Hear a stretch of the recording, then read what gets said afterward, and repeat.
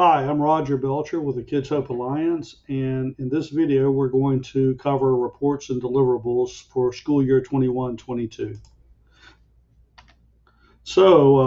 What's changed in regard to reimbursements?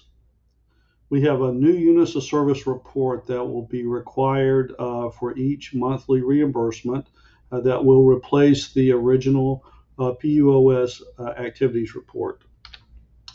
There's a new payment calculator Excel spreadsheet that you will use, as well as your contract manager, to make sure that the amount that you're requesting for your reimbursement is within the authorized range on a monthly basis. There will be deliverables as specified in your contract that you'll need to attach to your reimbursement line item in the units of service line item of the worksheet. And then the process to do all of this is a little new, so I'm going to go over all of these things in this video. Primarily, finance managers will be doing the new things that we'll cover today. There will be a couple of things for data managers to know about as well. As I mentioned, the new report replacing the activity report that's always been used historically in your reimbursement line item is called the PUOS payment report. You may hear it referred to as PUOPR-2, the payment report. Another name for it is the 80/20 report, and we'll cover that in just a moment as to why that's the other name. This report will allow providers to achieve a more consistent cash flow by paying full attendance for a participant if that participant is present a minimum number of days. And we call that minimum number of days a threshold. The threshold is 80% of the number of open service days in the month, and that's where it gets the name 80/20. Now, I'll say right now, I want to emphasize that it's imperative that data managers correctly show the number of open service days each month in the SAMUS close dates module on the program page. If for any reason that is not completed properly, the report will not show the correct calculations, and so that has to become a something that's checked monthly by your data managers. And again, for monthly reimbursements, and then the report will be generated and downloaded from SAMUS and then attached to the reimbursements units of service line item in the worksheet. And I'll be showing how that's done in this video. But the finance manager will use a tool called the BI tool, or business intelligence tool, within SAMUS to run this new report. The payment calculator, I want to talk about it a little bit more. Providers and KHA contract managers will use it. It's an Excel spreadsheet tool that you'll be able to download, and it will be made available to you. And in this example, you see one month, September. The yellow dates are open service days, and what you do is you go in and you click each date that you're providing services as per your contract within the month. And the contracted number of seats will be shown as well, and you'll put that in there. That has to be correct as per your contract. And then it will calculate a dollar amount that would be appropriate if you had 100% enrollment and you provided services for all days expected within the month. So 100% of enrollment times 100% of the service days would show you what that amount would be. And then it also calculates a max, which is full attendance plus 10%. That's 10% of registered students. So you can have a contract that allows you to, or that requires you to provide services for 60 students, and you can over enroll a little bit up to this amount. So this is telling you what your ceiling is, basically. Again, helps providers and contract managers know where that dollar ceiling is going to be. And it must be completed for all school years now. So when you get the file, project every month and what days you'll provide services, minus your weekends, minus holidays, and then you're going to submit that as an attachment on your first reimbursement. If something changes through the year, you'll want to resubmit this file, so you need to save it somewhere, and then show what has changed. If there's a weather day unexpectedly, you would go ahead and deselect that and turn that from a yellow date to back to a white date, and then you would upload that. And your contract manager would have it as reference when they're reviewing your reimbursement. And as I said, this is attached to the first reimbursement or any subsequent reimbursement that needs to be changed. And this does not replace the close date module in SAMUS. As I said earlier, the data manager must go in and complete the days of service, show them open or closed for each month. And it's best to do that for the whole year right at the beginning of the year as well. I'll be demonstrating how to use this tool shortly. Now let's talk a little about deliverables. We're talking about electronic files defined as deliverables by your contract. If you're unsure if something's a deliverable, check with your contract manager. But there is a checklist on our website. Your contract managers will be talking about that, and you can download that checklist, and it tells you what to submit and when. Again, they're submitted as line item attachments on that reimbursement worksheet. They're time phased, so you may not submit a deliverable in this month that may be due in December. So you have to look at your checklist to see when these things are due. Example, if one of my deliverables is to buy a computer in September, then I'll attach my proof of purchase for that computer as part of my September reimbursement request. If I don't attach that and my checklist and my contract requires that for September, that's going to hold up my reimbursement. It's going to probably be rejected back, and I'm going to be told to resubmit with the correct deliverable attached. So it's very important to make sure you are clear what is required and when and how to attach that. I'll be showing that shortly. Now, we do have a deliverables checklist on the Kids Hope Alliance. Let me see if I can pull that up quickly. And I just click that link and OST monthly deliverables checklist, and we'll see what that looks like if I can get it to quickly open. There we go. And your contract managers and the OST team will be talking about this more in detail. So I just wanted to show it to you and let you know you can get it from our website there. Okay, so back to the PowerPoint. Okay, the process. Data managers complete all units of service for the month. Data manager ensures the close date module is accurate for the month before running the report. If you're new to SAMUS, that close date module is on the program page in the detailed drop-down list. We have a video that shows how to use that if you need a refresher. Then the finance manager will use the SAMUS BI tool, which I'll be demonstrating, to generate the payment report and downloading that as a PDF. Note that this report contains participant names and should be treated as confidential information as per security guidelines. So you don't want to print that and leave it somewhere. You don't want to leave a bunch of these PDFs on your computer that someone else may see either while you're using the computer or when you retire that computer. I would suggest that if your security protocols are not already stating this, that you put in that process that these reports will be deleted from your hard drive and from the wastebasket as soon as they're submitted into SAMUS, because they become a permanent archive once they're submitted.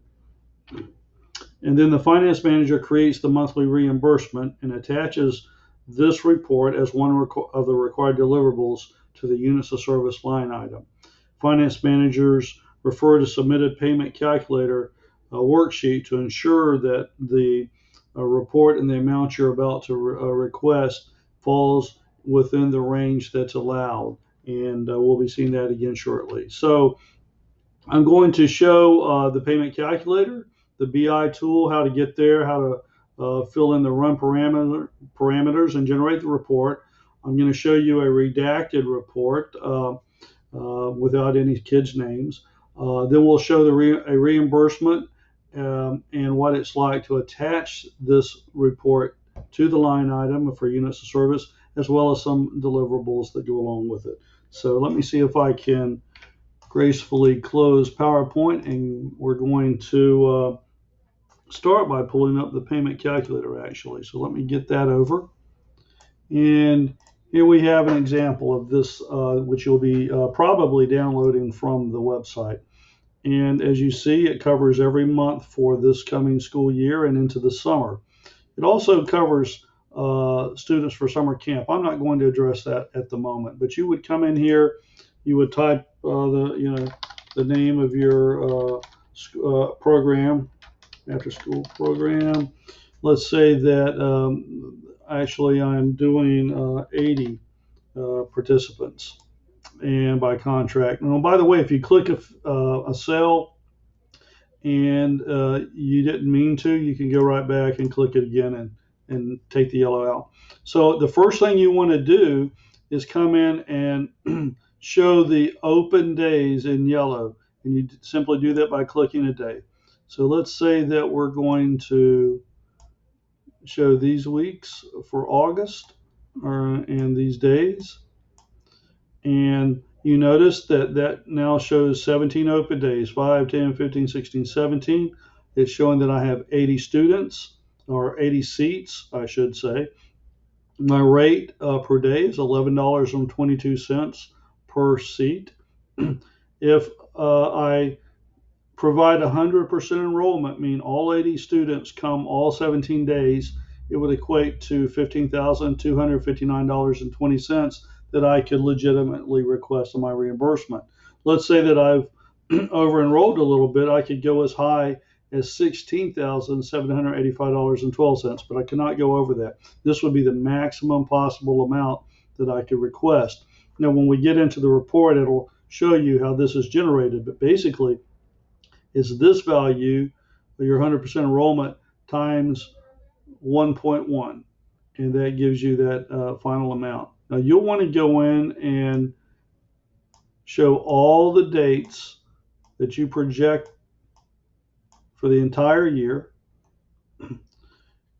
Take the time to look and make sure the days open are what you're expecting. Don't click these blank cells. Don't click your weekends, just the days you're going to provide service, and do that for each of the months. For after school, and if you have a summer camp program, you can show that as well over here in June and July. Save it, and then be prepared to attach that to your reimbursement. Now we can answer questions either at the SAMHSA Help Desk or your contract manager. I would recommend that you reach out to your contract manager on using this, because they're the ones who need to be closely coordinating what you're showing here. And my team, we know how to use it, but not necessarily when and why you need to do different things. So let me pull this out of the way now. And let's see, I'm looking on my list here. Okay, I guess we're going to go to the BI report. So to recap what needs to happen, the data manager has recorded all the units of service for the month. The data manager has gone to the program page, and they have closed or used the close dates module. And I'll probably show that here in a moment as well. And then they're ready, the finance manager is ready to run the report. Let me show that close date module just for anyone who may need a refresher. I'm on a program page. I go to the detail drop down and I go to close dates. If you don't do this, that report that I'm about to show you is not going to be accurate. But you notice the dark blue days for Saturday and Sunday are closed, and these days are not blue. So that means that these are open service days. If we have a weather day and we're not going to provide service on the 31st, I click it and that turns it blue. Then that removes that as the number of open days. If I made a mistake, I can click it again and reopen it. And there are manage date options up here, and you can come up here and close all weekends in a range, close all dates in a range, or you can click individual dates. Because the report is an 80/20 report, what it does is it counts the number of open days, and then it determines what 80% of it. So if you have 20 open days of service, your threshold is going to be, I think, 16. That would be 80% of 20 if my math is right. So very important to do this properly. Now going back to the program page, let's see the report the finance manager is going to be required to run and attach the reimbursement. How do you get to it? You go to the Samus rocket icon up here at the top left. You click that and you choose BI, Business Intelligence. Now you're in the BI tool. You come to the center of the submenu, hover over Reports, and then click View Reports. You probably won't see all these reports. You'll just see a handful for your access role or level. We're going to go to the PUOS payment report. Other times you'll hear it sort of referred to as an 80/20 report, but it's the payment report. PUOS payment report, click it, and then you get the run parameters where you're going to tell it when to run, I should say for which date range to run for your reimbursement. This date range that you're going to run this for should match the reimbursements begin and end dates. So let's say that I want to run this for August. I can come up here and I click, so I know that the first day would have been August 2nd.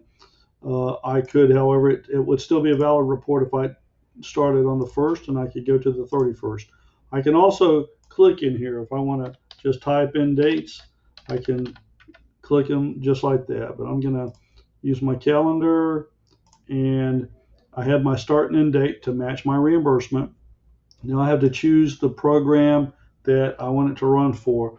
I think I'll just do Joseph Stilwell as an example. Make sure you don't accidentally choose a summer camp. A lot of programs have an after school and a summer camp. It's easy to choose the wrong one if you're not careful with that. And then I have to choose the fiscal year. The fiscal year will be 21-22 August to July.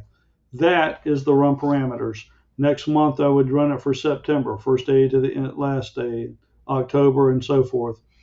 This would always be appropriately chosen. Some people have access to multiple programs, so make sure you're on the right one. But your fiscal year, if you're OST, will be this through the year. Now, I'm not going to run this report because I am on production, but I have an example of the report, and let me pull that over. This has been redacted. The names of the participants have been redacted, and I want to talk about what you see here and how to use it. The first thing I want to do is look at the report, make sure I ran it for the right program, make sure I ran it for the right dates. If that looks good, then I'm going to focus on these two amounts. And note that it says use the lesser of the two amounts shown below when requesting reimbursement for units of service. The UOS calculated amount is going to be the amount that is calculated if the 1.1% maximum amount is not utilized. So if I'm contracted to do 80 to provide services to 80 participants, maybe I only provided services to 75. Well, this is probably not going to be applicable on the max amount. I'm probably going to be using my calculated amount, and that's just going to be shown here. If you were to put this as an Excel spreadsheet, you could manually calculate this as well. But that's what this is here, is a programmatic calculation of the column amount to pay. So why is that different? Now, by the way, I'm showing report data from last school year. It shows $11 for the units of service value. That's not correct for this year. This year you're being paid $11.22. So this is just a test report. Now, you put this over here so you can get my facial expressions on this. What this report is doing is it's counting the open days. Remember, we looked at the close date module on the program page, and I emphasized that you have to have that set so that your weekends and holidays and so forth are blue. And so it, based on what you have done there, it counts the open days. If you don't do that close date module correct, this value will be incorrect. It's going to take 80% of this number and make that your threshold. So 80% of 20 is going to be 16. And then it's going to look at this student. I redacted the name. And it's going to say, well, that student was there 20 days. Did that student meet the threshold? Yes, because the threshold is 16 days. They surpassed it. So they're going to get paid as if they were there the full 20 days, which would have happened anyway. But that would have been $220. But here's a student who was not there 20 days, but was there more than the threshold. This is where it benefits the provider. The student was there 18. In the old model, you would have only been paid for 18 days of service. But in this model, the 80-20 model, you're going to be paid as if the student was there the full 20 days. So notice this student there 18 days gets paid the same as that student that was there the full 20 days. This is to help you as a provider in your cash flow. However, let's go down to this student. That row shows a student who did not meet the threshold. They only attended 7 days. The threshold was 16, so you probably guessed by now they're going to be paid only for the 7 days. That would be $77. That's how it works. So either your student meets the threshold or exceeds it, in which case they'll be paid as if they were there all open days, or they're below the threshold and you're only paid for the days they're present.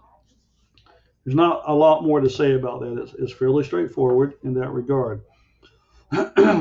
Now, when I see the report, it tells me to use the lesser of the two amounts. In this example, this is an unusual example, and one of the reasons I wanted to show it. This particular program, which it's redacted now, had greatly over-enrolled in the month of May of last school year. They far exceeded their 80 participants. And if that had been in the 80-20 model, they would not have been able to get all of that. They would have only been able to request the maximum amount at $19,360, which again is going to be to their advantage in the long run, because you don't use up all your money before you get to the end of the year. Now note, you cannot request more than 10% above your maximum possible contracted amount monthly. Keep in mind you cannot go over your annual contracted amount, so you will need to monitor your funds that are still remaining, as this report will not take that into account. If you have billed all funds before the end of the year, you must still operate for the duration of your contracted year. So in essence, this is protecting you in some ways from using up all your money before the last couple of months. Now, how does this UOS maximum amount calculation work? It takes 100% of the contracted seats times 100% of the service days of open service days, I should say, multiplies that by the unit of service value, and then multiplies all of it by 1.1. And that gives you basically 10% above your maximum or your basic calculated amount at 100%. So you may have some questions about this after you think about it, and I recommend that you reach out to your contract managers. My team can talk about it as well. The contract managers are going to give you official information on that. So this is what the report looks like after you run it. What do you do with it? You run the report and you download it as a PDF. So how do you do that? I haven't shown you this control because I'm not going to run the report on the live system, but I have a picture of it if I can quickly find it here. Here it is. When you actually generate the report, it's going to show a blue header, and then the report detail will be below, and it will look almost like it just did as the PDF, but you'll find the control button to click at the top they'll say download PDF. You can also download as an Excel, but when it comes to submitting this for your reimbursement request, only submit it as a PDF. You can use the XLS to do calculations and so forth, but again, let me stress, because these reports have kids' names, they're considered sensitive or confidential. And although they don't meet the criteria for PII with DCPS because the student number's not there, they're still confidential because of those names. Delete them from your hard drive, delete them from your wastebasket, shred them if you print them. And again, run the report and you'll see the download PDF. That's what you click to save it so that you can upload it into your reimbursement. Okay, so we've covered the payment calculator and why it's important to use that and make sure that you're requesting an amount that it shows as being valid. You see the report, how to get to the report, and I'll show that one more time. When we're on the dashboard after we log in, we go to the rocket icon, SAMUS, we go to BI, we go to reports, view reports, and then we will find the POS payment report, and we can add our run parameters. And the only other thing that you need to know about this process is putting it on your reimbursement now. So let me go back to the dashboard, and let's say that I am the finance reimbursement creator, and I have one that I've started here in my queue. This is my reimbursement. I'm going to click that, and let's see, this one's allocated. This is a test account. It's allocated for $40,000. And if I go back and I look at my report, this report's going to let me request $19,360 because that's the lesser of the two amounts. And so how do I do that? So I'm going to scroll down to my units of service line item, just like I normally would. I'm going to go in there. I'm going to add my payment. Let's just say it doesn't matter on check number. So the check date, name Rogers, after school, August request, and then the amount. And I'm doing, according to my PDF report, $19,360. And I'll put that in both fields. Try not to make typos. And now I'm kind of at the what is the other important part. You got to get the numbers right, and the numbers have to match your report. 19,360, 19,360. Now I'm going to add my report as an attachment. Choose that file, and let's see. I think I've got that in my handy file here. There's my report, POSPR-2. I would recommend that you name this something like Payment Report August 2021 or 80/20 Payment Report September 2021. Something like that that's very clear as to what it is. I'm not going to take the time to do that right now. Well, maybe I will, come to think of it. August POS Payment Report 2021. Something like that. You've got to put something in there. It doesn't matter. Upload the document. Now notice I have one document attached. But hey, remember that checklist? Let me pull that checklist back up again. And let's see, I think I got a copy of it here. Monthly deliverables checklist. There it is.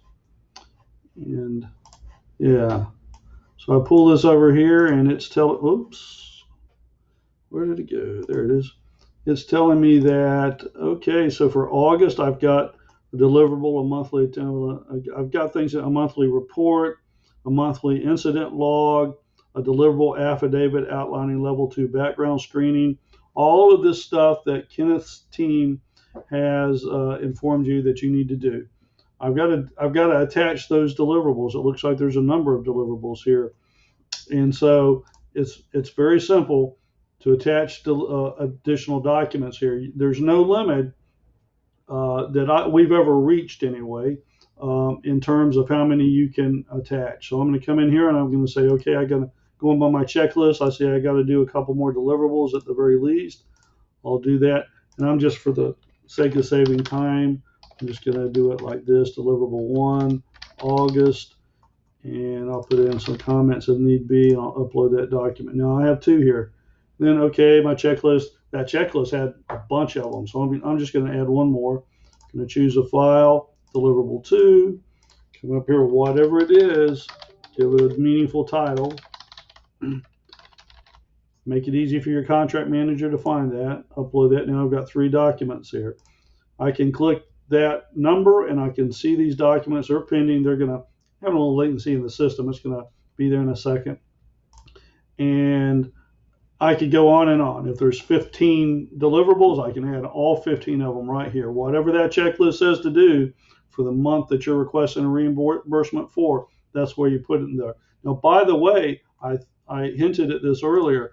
The payment calculator, that spreadsheet, you have to attach it. I believe that your contract manager will request that here as well. So I'm going to add that. I'm going to go in there, and there's the Open Days Payment Calculator. This is after I filled it out for the entire year, and I'll say my payment calculator for 21-22 school year, something like that. And I'll upload that as well. So now I've got 4 documents. Yep, they're all there. They're pending, but they'll be there in a moment.